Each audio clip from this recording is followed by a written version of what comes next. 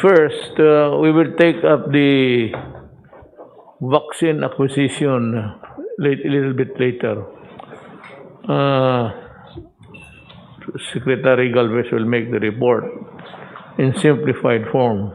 It's too complicated actually at this time. But we will report first on the government response sa Typhoon Ulysses pati Rolly. What we have done so far. But before I proceed any further, I would like to just give a caution to the Vice President. She made a blunder, a big one, and she practically lied, making her incapable of truth. Alam mo, yung pakana niya na wala ako sa Baguio, I was here. Dito I was attending a summit, ASEAN summit yun. So virtual lang, palit-palit kami. We were talking sa electronic. Nandito ako noon. Kasagsagan ng bagyo dumaan dyan sa labas, nag-uusap kami dito. But right after, those on the second day, nung sinabi ko magnaan yung I will excuse myself from the signing of the documents for I have to make a survey sa damage.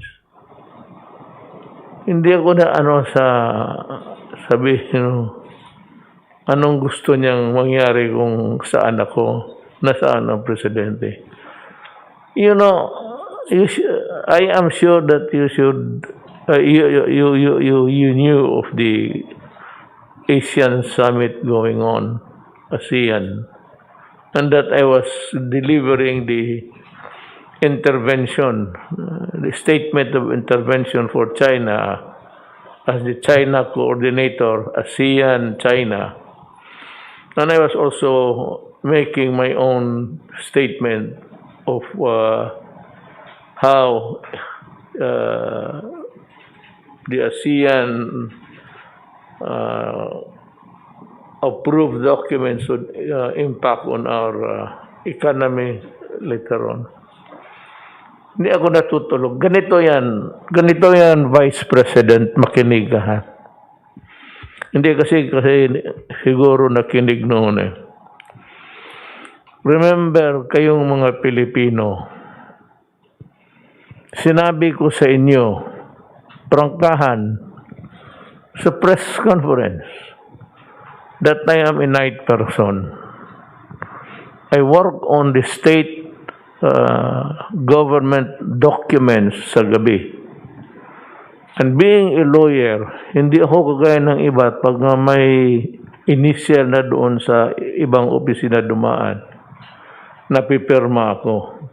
I am not that kind of person because, you know, you are a lawyer, I am a lawyer. So you have to be very careful.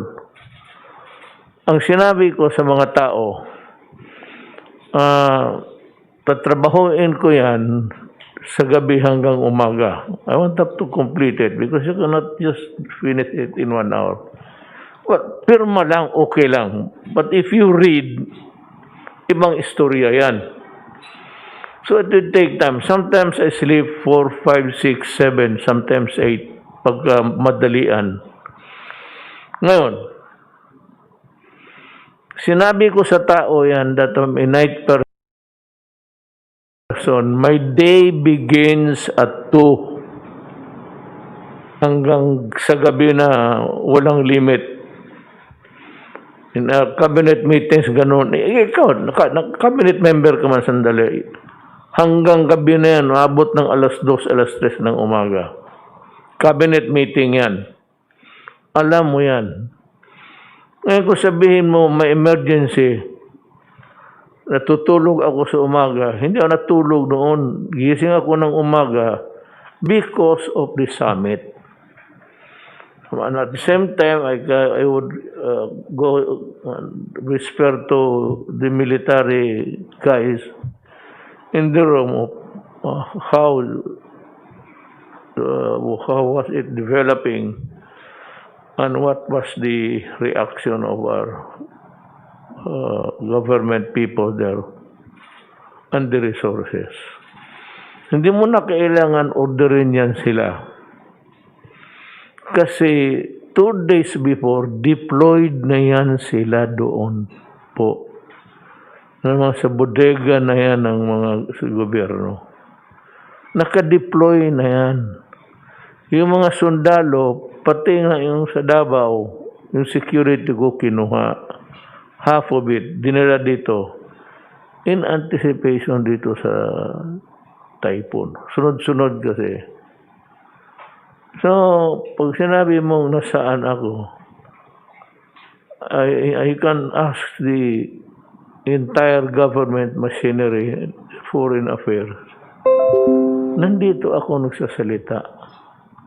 While you were making calls, nag-check ka, kunwari, alam mo yung mga military, hindi naman maniwala sa iyo. Because tama sila, you are not in the line of authority, basta gano'n. Wala kang times of emergency. Ang ako lang pati ang military. It's between me and military pagka-pulis. Yan lang sila kami mag-ano. No.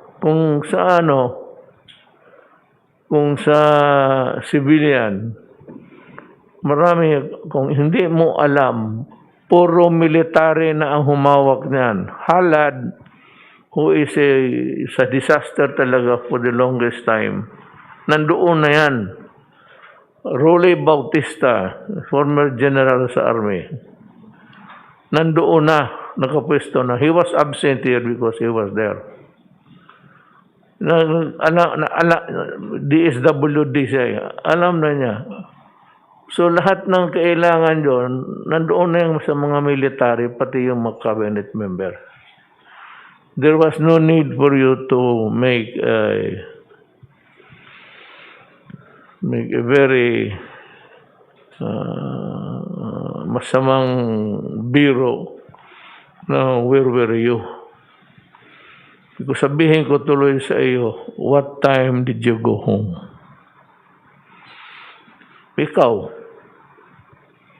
nung gabi, anong oras ka umuwi? Isang bahay ka lang ba? 2 bahay ka? Tatanong lang ako. Kasi congressman ka. At kaninong bahay ka natagalan? Ngayon sabihin ko sa iyo. Huwag ka masyadong purma-purma, hindi mo talaga panahon. Hindi mo pa panahon. Not time to be making a grandstanding coming up with it. Hindi ninyo alam na nagtatrabaho ako na timingan na ito si summit and I cannot excuse you for not knowing it. You knew that there was a summit going on. And you had the goal to say, nasaan ang presidente? Kasi alam mo, siguro bagyo, I could not make myself available. But, you know, kung yan ang paradigm mo sa pagtingin mo sa presidente, sabi mo, nasaan ka, presidente? The storm was all over Luzon. Saan mo ako gustong ilagay noon? Sa inyo? Sa Bicol? Sa bahay ninyo? Sa Naga? O dito ako sa Parañaque? May baha rin eh. So where were you? Hindi na kailangan ako mag-order at mag-order ka pa on the day. God, you are presuming that I should be giving orders on the day of the storm. That is stupid. That is why you cannot become a president, really. Mahina ka eh. Wala ka nang ibigay ang order kasi ang order na ibigay na 2 or 3 days. You do not give orders on the day of the war. Patay ka. So, I hate to say this, but kung gano'n ka, huwag kang magtakbo ng preso. Talagang mahina ka. You do not know, and then you lied. You were not honest. Isa pa yan. When you, alam mo may summit going on. ASEAN summit. And I was giving the longest speech there because I was the intervention in the plenary. Yun ang totoo dyan. Inunahan mo ako pa kunwari, but do not compete with me. And do not start a quarrel with me. Ikaw, wala ka talagang nagawa except yung mga tawag daw. Kunwari, nasaan na yung mga helicopter, nalipad na ba? Of course, they would say yes. Your question would suggest the answer. Yung bang mga helicopter natin na-deploy, yung ating mga yes, yan puro. Then you make it appear na gumalaw, ininsulto ka ng dalawang general. One is, I think, a Marine officer and the other one is an Army.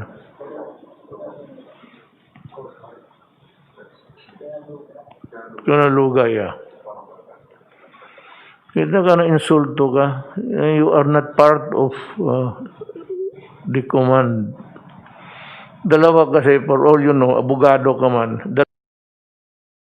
Dalawa ang role ko. Nandito ako is the armed forces and the police. Akin yan. Dito, through the DILG kay Secretary Anyo. Yan. Nandang defense is si John Lorenzana. Dito, I am the head of government.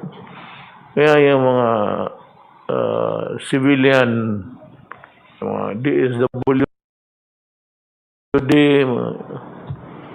so, pag sinabi mo mag-order, you do not, ano bang gawin? Wala, tapos na yan. It has become a fait accompli question for you. You do not give orders on the day of the battle. You go and tell your soldiers to deploy and to take so that when the enemy comes, you'll be able to respond appropriately. That is the analogy. Hindi ka magbigay ng order. Where is he? Sometimes the lines are cut. Ano po bang ibigay mong order dyan? It's too late. Kung sabi mo mag-anuin pa nila yung mga boats dyan sa they were already near to the nearest military installations. Naka-stamp. So, next time, do not commit the insult you.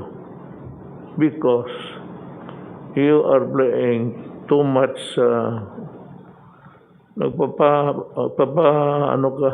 pa-beauty ka ng during the campaign paalis na ako. Sige, subukan mo. Matagal na ako maraming sabihin sa iyo, pero reserve ako na lang. When you start your campaign, kung magtakbo ko ng presidente, waswasan kita ng husto. This is your this is your nightmare. Sabi ko, pagka-incompetent mo, and you were lying, you knew that I was working, you knew that there was a ASEAN summit. Do not tell you are the vice president of this country, and you cannot pretend that you do not know what was happening sa gobyerno. timing may typhoon, and so, yun ang nangyari. So, akong dito, I was busy with my intervention. ASEAN summit yun. Usually, we go out of our countries to attend sa Vietnam yun, the venue. But then, it was impossible. By Baguio, may COVID pa. We do it by teleconferencing. Itong ganito. So, next time, count your marbles first before you let it. Yung marbles mo sa kamay mo, huwag mo masyadong ilaro kaagad na hindi ka sigurado. Ikaw, your daughter, sumali na sa politika. Ayun. I would tell the Filipino people right now that that there was a summit conference. And you knew that we were working cabinet, except na alam mo, meron tayo, without even mentioning me, do not mind me. I can survive. Do not even remind the people na we are having a conference here and there's a storm. Basta ikaw, kaya gusto kong malaman, ikaw gabi-gabi, lumalakad ka man, anong oras ka umuwi? We have to, akong dito, I was busy with my intervention. ASEAN summit yun. Usually, we go out of our countries to attend the venue. But then, it was impossible. By Baguio, may COVID pa. We do it by teleconferencing. Itong ganito. So, next time, count your marbles first before you let it. Yung marbles mo sa kamay mo, huwag mo masyadong ilaro kaagad na hindi ka sigurado. Ikaw, your daughter, sumali na sa politika. Ayun. I would tell the Filipino people right now that you are a dishonest person. You knew that there was a summit conference. And you knew that we were working cabinet, except yung DSW nandoon na because they were deployed earlier. Kaya si General Bautista naman.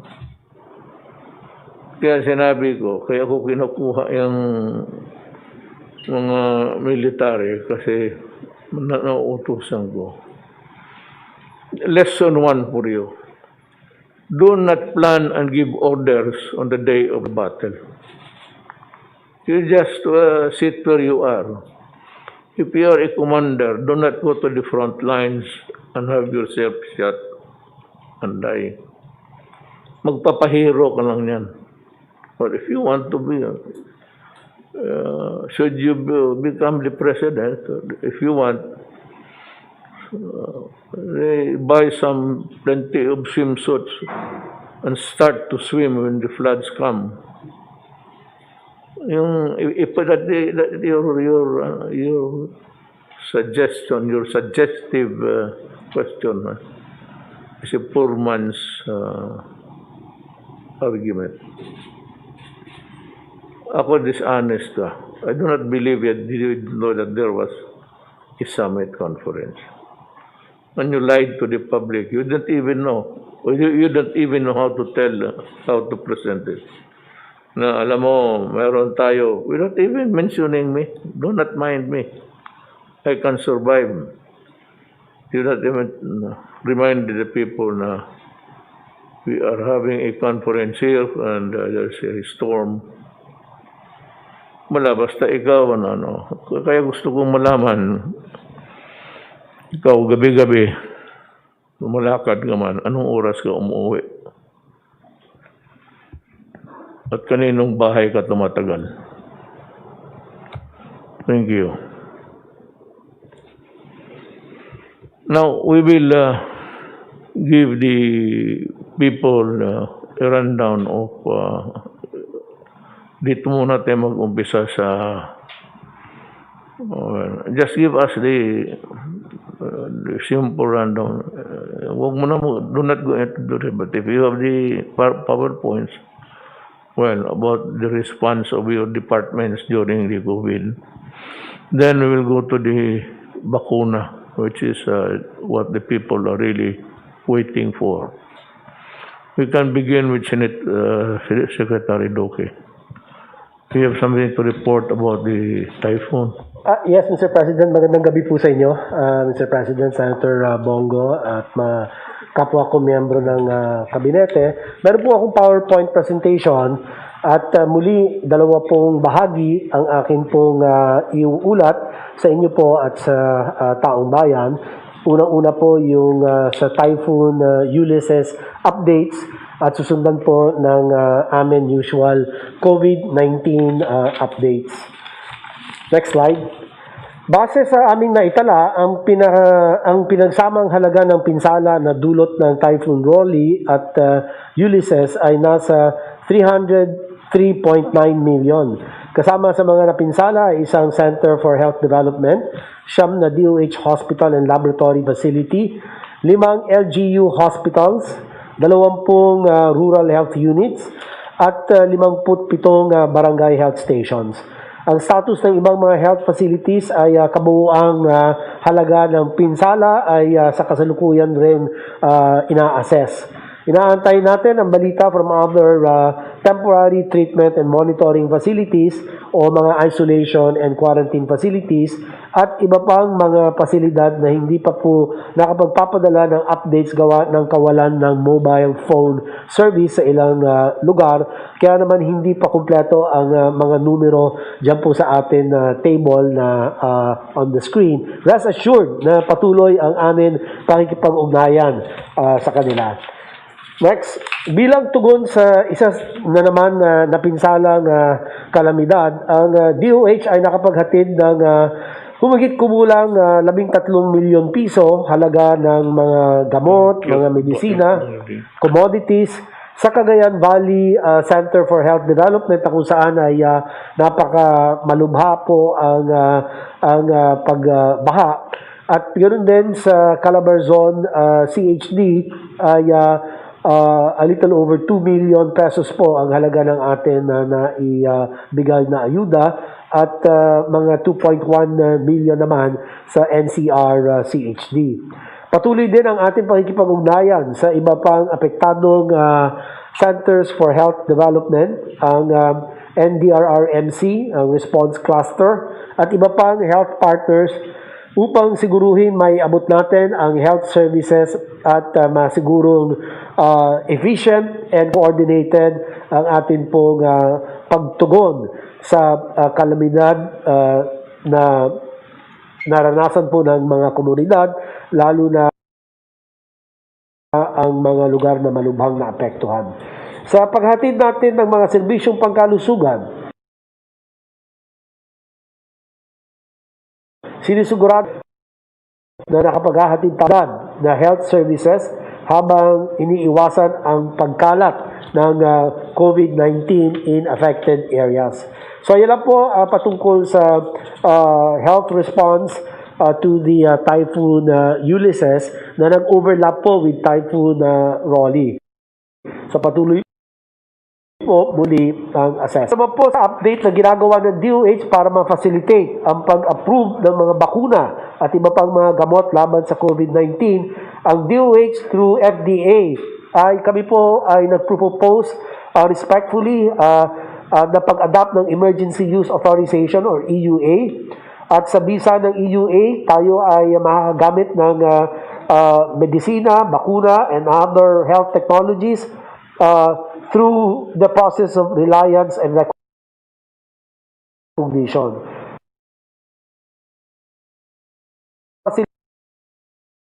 Facilitated approval ng public health emergencies tulad ng atin kinaharap na pandemic World Health Organization.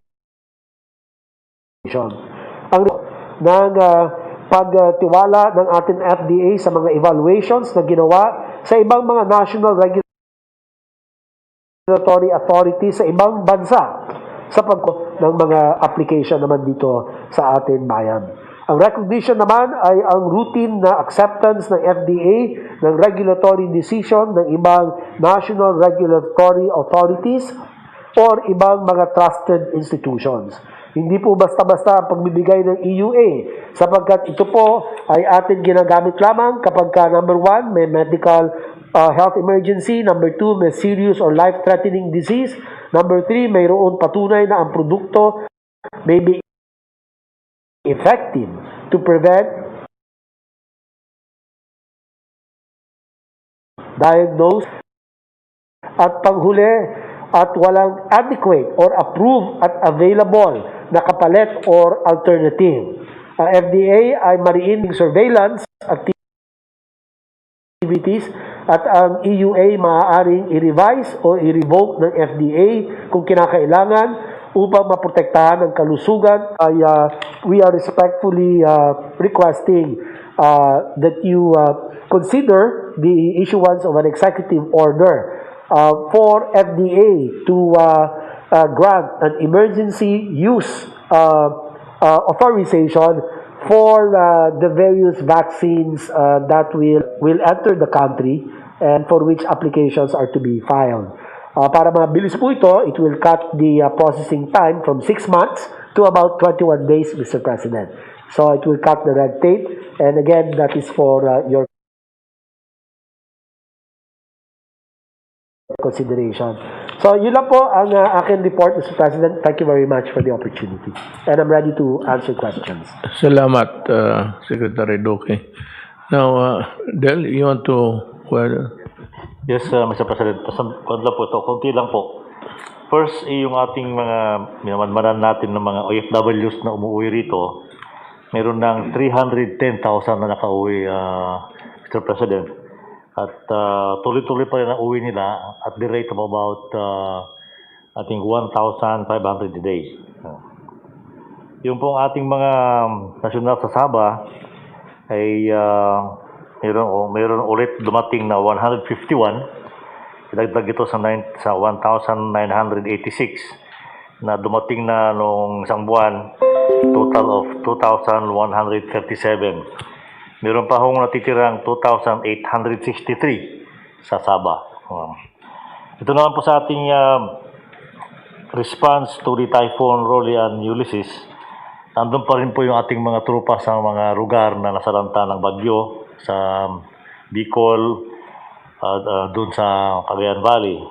Ito pong nandito sa Marikina ay medyo humupa na. Ang ginagawa nila dyan, Mr. President, is clearing na ng mga putik na dinala ng bagyo. Yung pong ating dalawang barko na malalaki ay naghahakot ng mga relief goods. Kanya ng umaga po ay umalis yung isang barko natin na punong-puno ng mga goods papuntang Catanduanes. At yung isa naman ay kasalukuyang nagkakarga ng mga dadalhin sa Cagayan. Yung ating isang C-130 ay umiikot. Kanina nagpunta sa Camarines. Ngayong gabi ay magdadala rin siya ng mga relief goods sa Cagayan Valley. So, hindi pa po maalis yung mga tropa natin doon. Patuloy pa rin ang kanilang pag-aayuda sa mga tao nasaranta. Thank you, Mr. President. Yes, good as any other to thank the armed forces and the national police for their untiring work there. I went there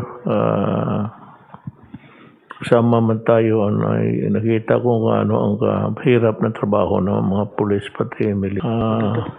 Mr. President, doon pa akong dagdag para nakalimutan ko. Kami po sa NDRRMC ay nagmungkahi sa Office of the President na i-declare na state of calamity itong buong island ng Luzon sa mga karatig ng mga isla. Mukhang napirmahan ko na ata. Sige. Thank you, sir. Thank you. Well, last night, I think, I signed the proclamation. Secretary Anyo, would you want to say Magandang gabi po, Mr. President. Dadagdagan ko lang po yung ulat ni Secretary Lorenzana. Patuloy po yung pakipag-ugnayan natin sa mga LGUs na sasakupan ng 6 na region at surge or outbreak sa ating mga evacuation center. Maganda po rin ang pagkaka-observe ng mga minimum health standard protocols.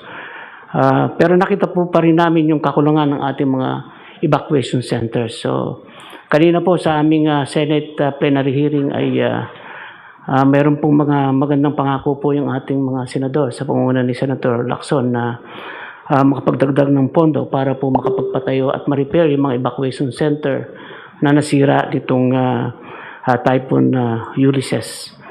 At sa kabuuan po, ang naging casualty natin as of today po ay 73 dead and 19 missing.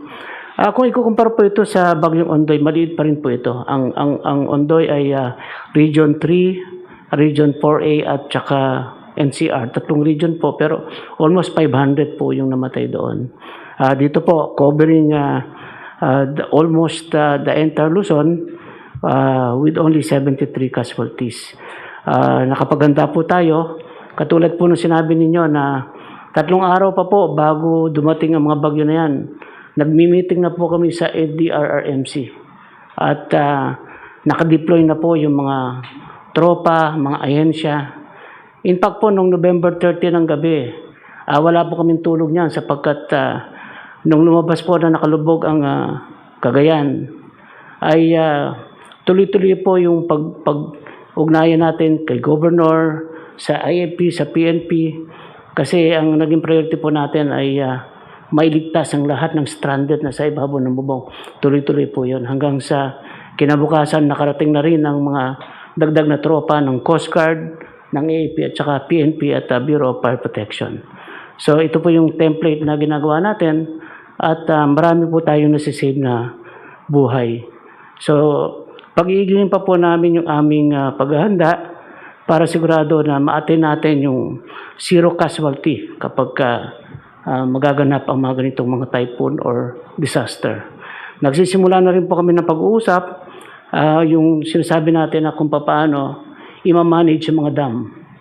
Ayun pa po bukas ay may meeting na ang NDRRMC, ang NIA, ang DILG at ibang ahensya, ang Pag-asa para po aralan natin mabuti kung paano i-release yung mga tubig bago at habang dumarating yung bagyo.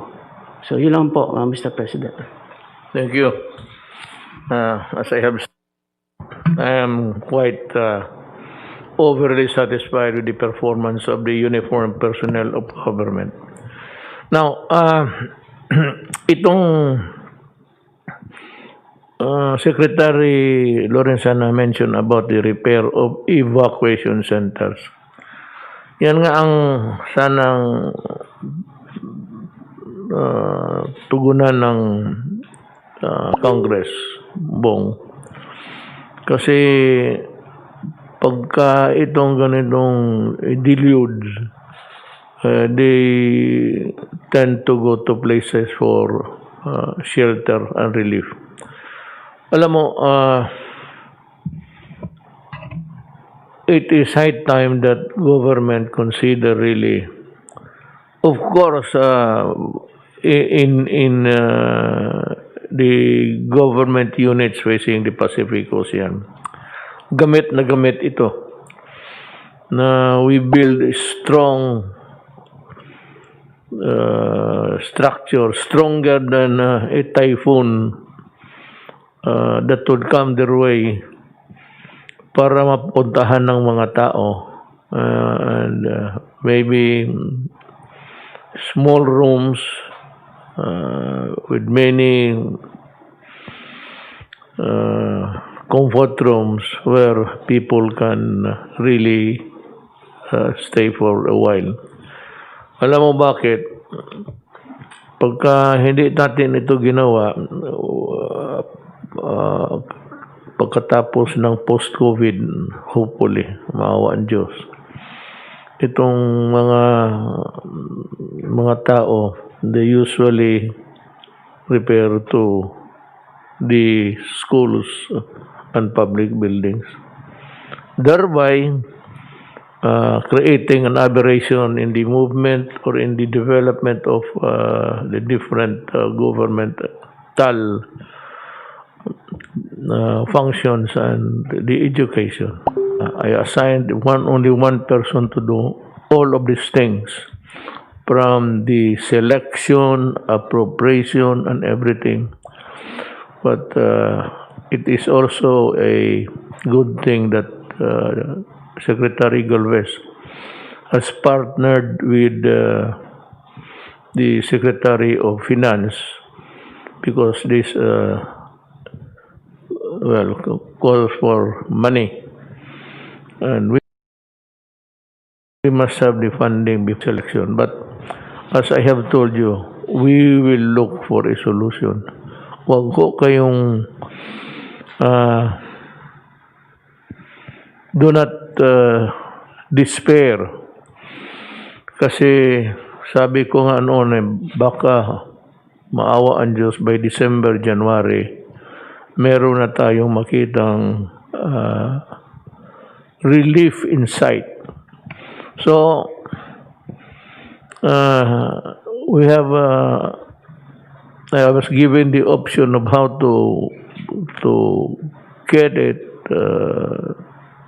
Secretary Galvez is here. Binigay ko sa kanya lahat, kasi sabi ko ayaw ko nga yung committee. Only one person whom I can trust, who's honest and whose integrity is beyond question. Siya na lahat. Ikaw na ang mamili, tapos tignan mo, get the best bargain. So might as well that we are here and ask Secretary Galvez to tell us. Kasi binabali na ho yung the report of Secretary Anyo and Secretary report to the nation. Anyway, marami namang newspaper na papapublish. It's all the same. It's a rehash of what we have already said. So, okay na yun sa akin yung report. However short, it's still okay. And that would suffice. I'd like to ask you, Secretary Galvez, to talk about the COVID now. How you intend to the process of selecting the financial modality of how to go about it and everything. Go ahead. Sir, Mr. President, thank you very much for allowing me to report to the public kung ano po ang ginagawa po natin sa pag-select sa ating mga vaccine. Tuloy-tuloy po yung experts at saka ng FDA kung ano po yung tamang solusyon ng pagkukuha ng vaccine. At ang ating pong vaccine of expert ay nirank po yung 17 po ang ating pong possible sources of vaccines sa iba't ibang mga bansa. At out of the 17 po, sir, siyam po yung nasa tinatawag nating magkakaroon po ng naming December and January. Nagpapasalamat po tayo kay Enrique Rason na meron po rin siya ng binigay na 3 ang BDO at saka po yung ibang mga Lusutan Group at saka San Miguel Corporation at saka Go Negosyo. Nakapag-raise na po sila ng more than 1 million and hopefully baka tataas pa yun ng 1 or 2 million doses. Ito po para po sa kanilang mga i-donate po nila yung 80 to 50% at saka yung iba po gagamitin po nila sa kanilang mga poor essential workers po. At no cost po saan po natin. Kung magkakaroon po tayo ng advance procurement po, by the end of the year, pwede po natin magkaroon po tayo ng signing of the loan agreements. Kaya po ang aming po na recommendation po, Mr. President, next slide please, on the advanced market commitment through the multilateral arrangement with World Bank and ADB as our finance manager. At the same time, we have to also to have various modes of financing, including private-public tripartite agreement without a cost with the government. So the private sector will finance it by buying directly to the vaccine company, but with the regulation that the DOH will be the one who will decide where the vaccine will be given. And then also, we have recommending the emergency use authority to be issued by FDA via a proposed EO as proposed by Secretary Duque. That's all, Mr. President. And hopefully, sir, kung makapag-move po tayo, we can be assured yung 30 million doses to 50 million doses by next year po, sir. Pagka nag-roll out po ang ibang bansa, we can also have our rollout here, sir. Thank you. So, mga kababayan ko, narinig ninyo si General Galvez. Ito yung pamaraan kung paano makuha. Iba't ibang pamaraan paano makuha natin ang COVID. Yun ang sinasabi ko. Now, may mga arrangement, may mga walang bidding, may bidding, o diretso yung executive order in time of emergencies, diretso na. Whatever it is, trust in the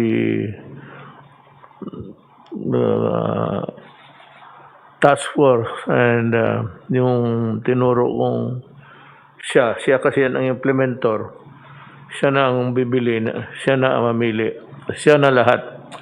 At well, of course, you have to worry about the procurement. May mga pamaraan kasi na bago ka makabili, yan, yung bidding, yung not doing it, if it takes time, then I can go directly and just issue the order to buy and to vaccinate the population. Secretary, I would like to remind you that we have this commitment that we will start with the poorest of the poor. So, may schedule ka na yan.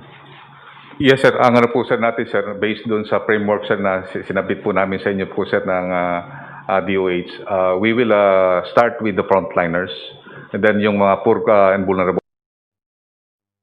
communities, and then also the servicemen, and also the essential workers po, sir. The soldiers include their families. Kasi for as long as one is not vaccinated, so if you give it to a soldier, give it to the entire family. We will, sir. Pamilya na lang yan. Tapos yung in the matter of identifying the group, kasali si Secretary Duque will also take part in the selection. Basta unahin natin yung mahirap. Then paakyat. Kung tayo, kung aabot pa tayo, kung hindi na tayo aabot, pasensya na lang. But ang usapan kasi, mauna yung talagang kawawa sa buhay. They will be the first protected citizens of this country. Mukhang Secretary Roque, I'm waiting for your report.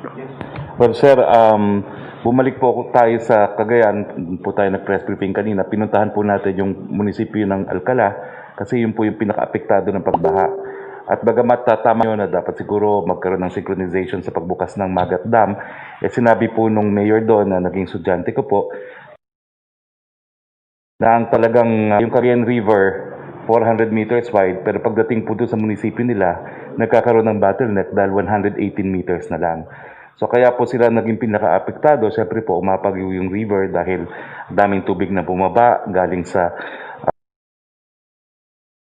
Ifugao, galing sa Sierra Madre, at no, parang ang comparison nga po, ang EDSA ay 6 lanes tapos magiging 2 lanes. No? So yun po yung dahilan, kaya 25 out of 26 barangays po nila ay lumubog.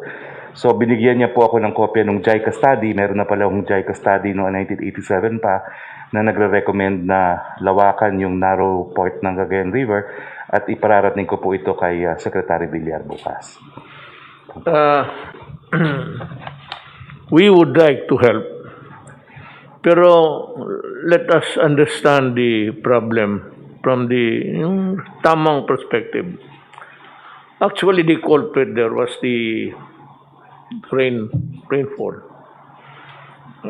How many inches, I really do not know. I have not checked, but sobra-sobra yung tubig.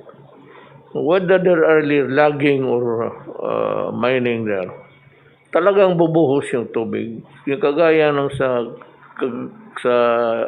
Cagayan and other places, it was an extraordinary volume of water pouring down from the heaven. Now, itong mga casualties, ito yung nagbubutas kasi yan sila. Pag ang bukid, butasan mo, dito marami kayong nagbubutas, small mining, in search for the gold, in pursuit of the gold. Marami kayong butas. Yung tubig, papasok doon sa butas ninyo. Then, it stays there. And kung marami, it loosens, maluluwang yung lupa. Kaya maglalambot, babagsak.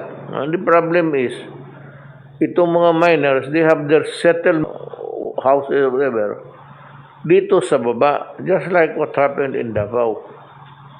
Kung dito kayo sa baba, in Davao, several times, they refuse to learn. Doon pa rin sila.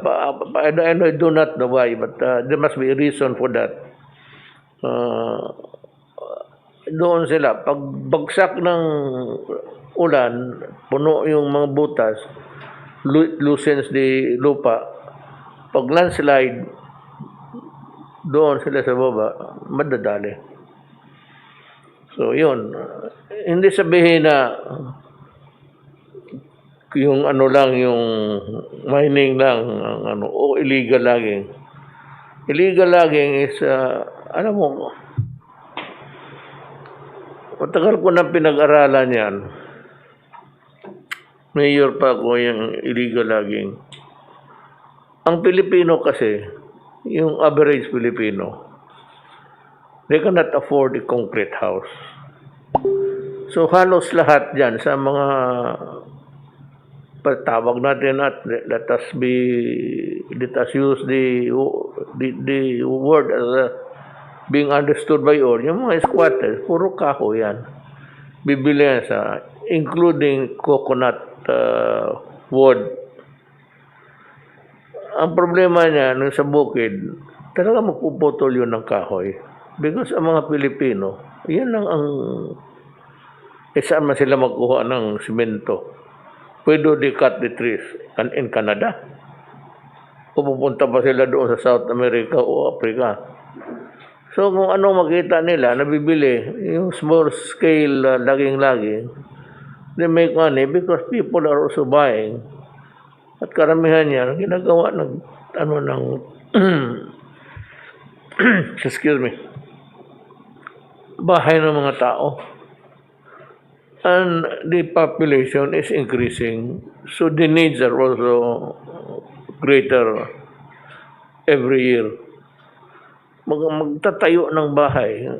And the temptation really to cut the trees in the mountain and bring it to the lower land, really to build houses.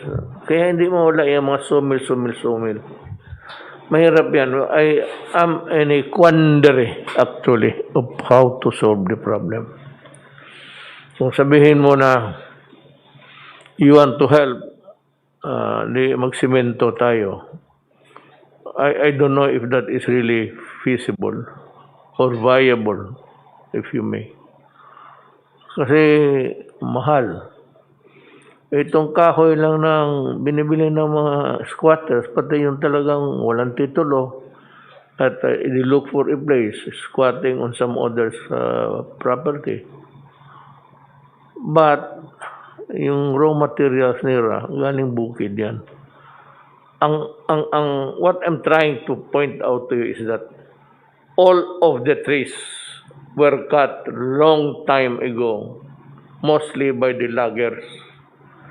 Yung nagkaroon ng pera sa logging. Maraming yumaman yan. Doon sila kumuha ng kayamanan nila. Logging. Exportable yan noon sa Amerika, sa Japan. Yun. Yung naubos na yung talagang lumber, yun na yung naiwan. At yun ang kung pag-ano pa, sinasalvage na lang ng mga tao para doon sa mga bahay-bahay nila. So how to prevent that, I really do not know. Unless I can offer a better deal for them, you just have to, even if it's a coconut, may panahon that the cutting of coconut is prohibited. So kawawa yung tao. He cannot, alam mo, ang tao, baski nagaano, however humble he is, gusto talaga magtayo ng bahay para sa pamilya niya. So where do they get the materials? They get the materials from the remaining, tatawag dyan, log over. Yung dinaanan na ng logging, at noon yung hindi pinutol kasi maliit pa, medyo ngayon malakas na, and they would try to, mahalaga na sa kanila yan. Yan ang, it's all over the Philippines, gano'n ang sitwasyon. So, ang pag-control na lang is really how to build, the dams are also not a good alternative kasi at one time you will have to release the water, otherwise a greater damage will be created. Kung mag-collapse ang dam, hindi mo hindi lang, butan dahan-dahan lang. Kung ang dam ang mag-collapse, there's a waterway created upstairs, babagsak yan doon sa mga tao. So that's my thoughts on the matter today. But despite of its fury, we were able to manage. Hindi naman, I know that it leaves a bad taste in the mouth to say that minimal ang namatay. Pero hindi kagaya ng undoy. Ngayon, medyo and because we have a better, marami na kasi tayong, we have been buying ang Coast Guard, sige bilhin ng itong mga rubber boats. And they were the ones that were deployed. Sabi nga ni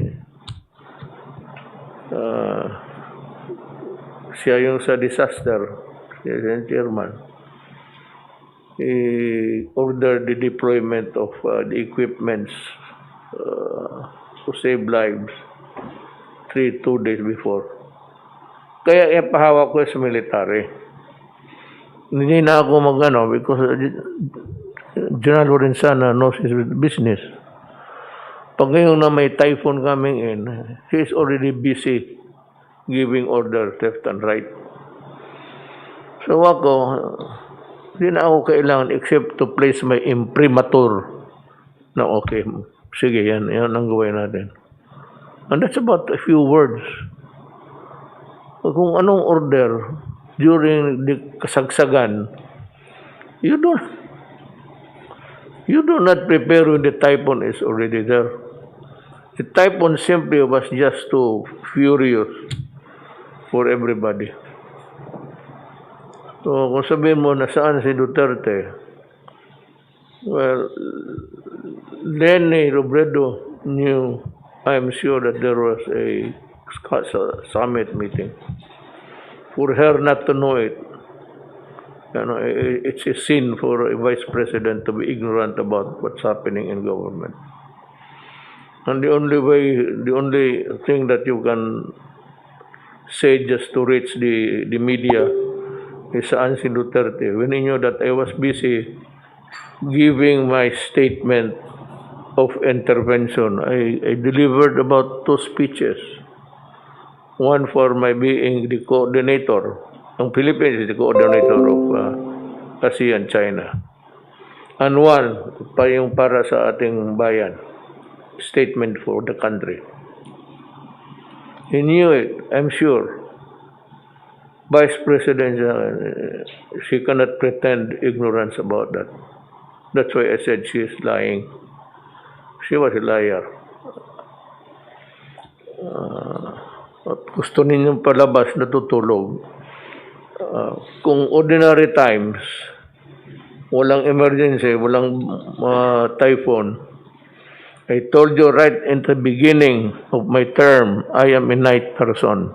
My day starts at 2 o'clock in Malacañang. Sabi ko, kasi binabasa ko lahat yung dokumento. Hindi basta-basta yung dumadating sa akin, bulto-bulto yan. Even the promotion of the military and the police, isa-isa ko yan kung mayroon ba mga derogatory. Kung meron dyan nakaatas, binabasa ko. Tapos kung hindi naman masyado, I go ahead with the promotion.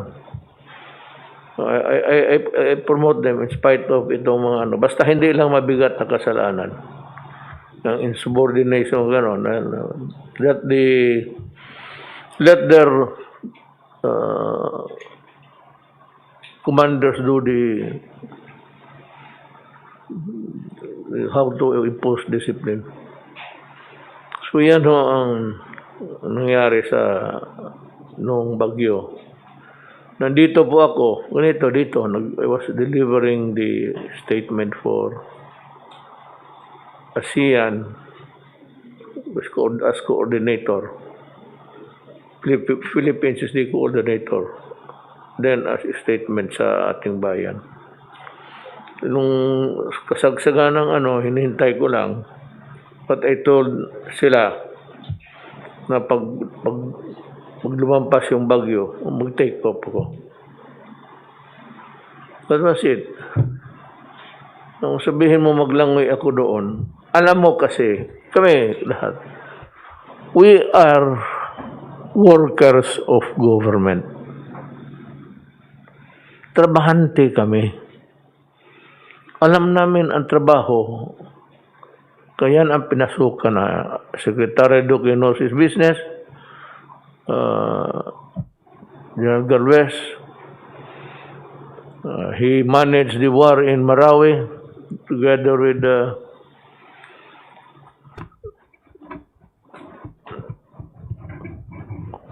the others.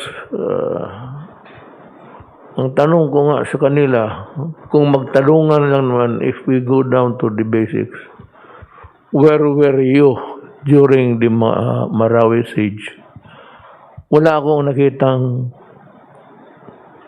official doon. Senador o congressman. Except you. Si Secretary Roque went there to, baski na pa paano, in a small way, you identify yourself in solidarity with the people. So yun, yung bagyong gira yun. How many times did they go there? 10 times. Butas pa yung helicopter ko, tinamaan ng bala because I took off during night time. Bago tayo matapos, sinabi ko sa inyo na sasabihin ko yung mga tao na napaalis sa gobyerno o nasuspendedo for various offenses. Ang sa DOTR, si Antonio Heno, Attorney Heno Antonio C. Villanueva, dismissed sa trabaho. Attorney Romel Lloyd Martinez, dismissed by the Department of Transportation. Si Edgardo Catarungan, dismissed by my office upon the recommendation of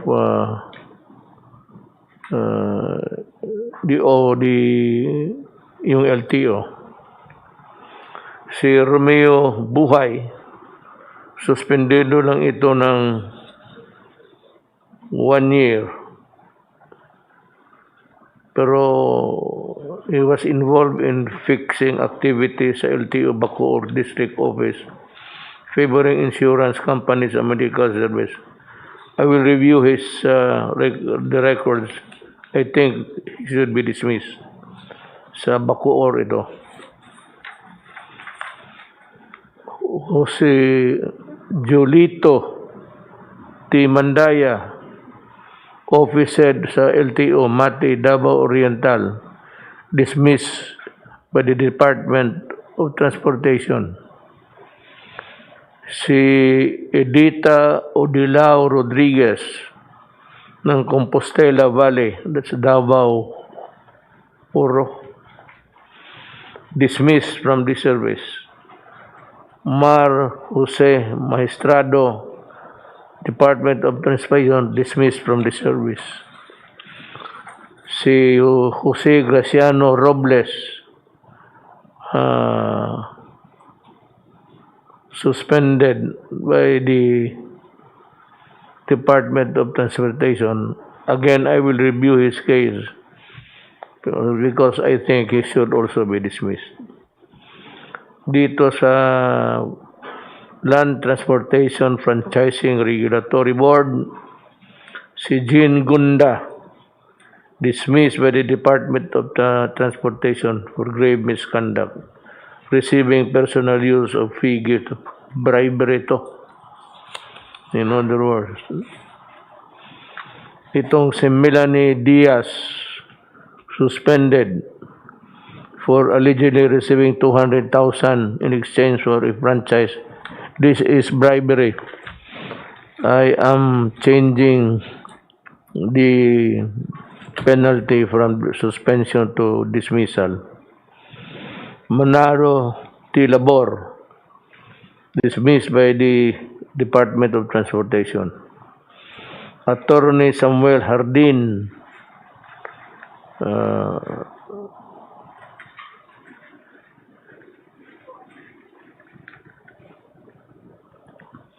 I will dismiss him because that is the dumaan na pala ito ng ombudsman. So, let it be. Suspension lang. Edmundo Cabral, dismissed Department of Transportation. Gerardo Del Rio, LTFRB, dismissed from the department.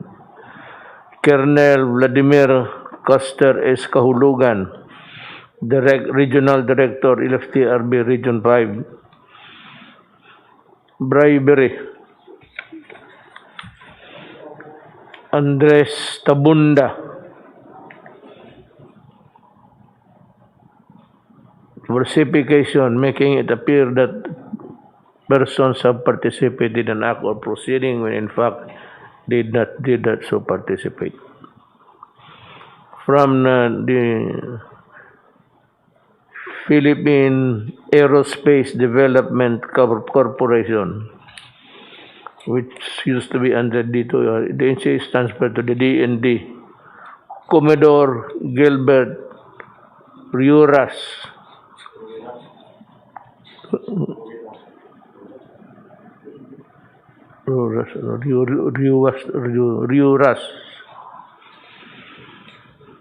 dismissed from the service. Emmanuel Bertusio, Chairperson OTC.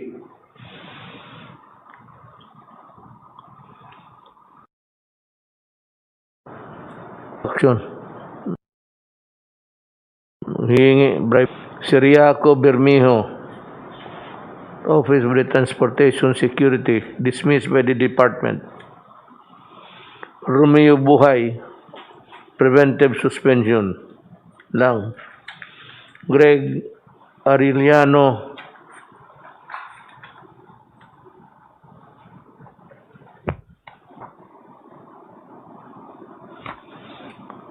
bakit ganito lang? The charge is they were involved in a massive and illegal conversion of Chinese driver's license. They allegedly processed and converted Chinese driver's license to Philippine driver's license based on spurious documents. They should be dismissed also. His job order personnel, Erwin Susmisero, Francisco Ranches, Assistant Regional Director, LTO Region 4A. Illegal conversion of licenses of the Chinese, making it appear that it was the Philippines. Joselito Caballero, dismissed by the Ombudsman. Oliver Tudok, suspended by the Ombudsman. So, ito yung drive natin sa anti-graft and corrupt practices. Many more, kasi pending eh. Many more na may mga kaso. Baski na malakad ninyo na suspension na pagdating dito sa opisina ko, I can reverse any decision pababa except the Ombudsman. Kung dito sa akin, pag basta may pera, conversion ganon, dismiss kayo. I will reverse the decision from dismissal to from suspension to dismissal. Yan po ang nangyari sa ating drive, sabi ko, sa corruption. So, kung gusto ninyo, iba sa gobyerno, sige. Do it, and I'll be glad also to accommodate you. Oblige you, rather.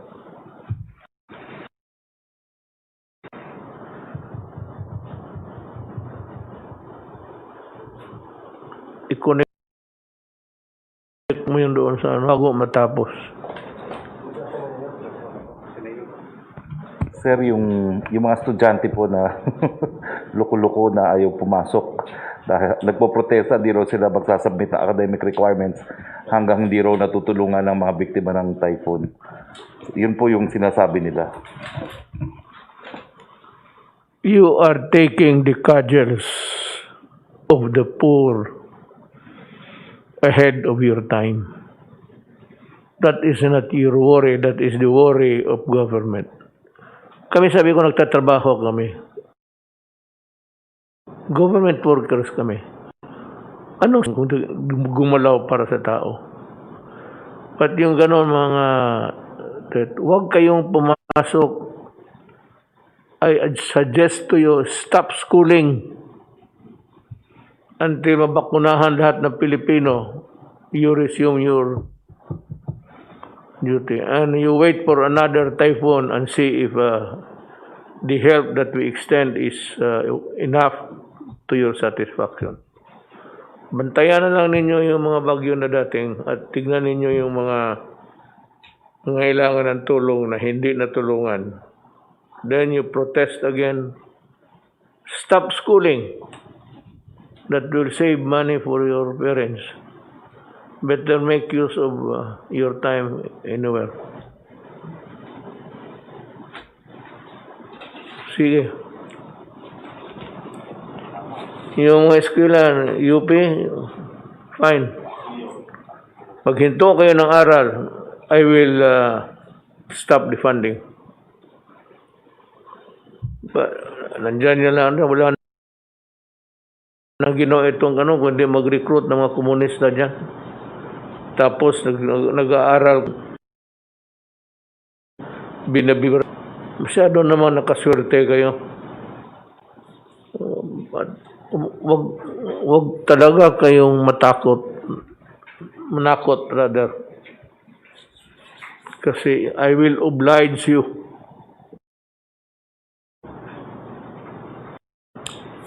Thank you.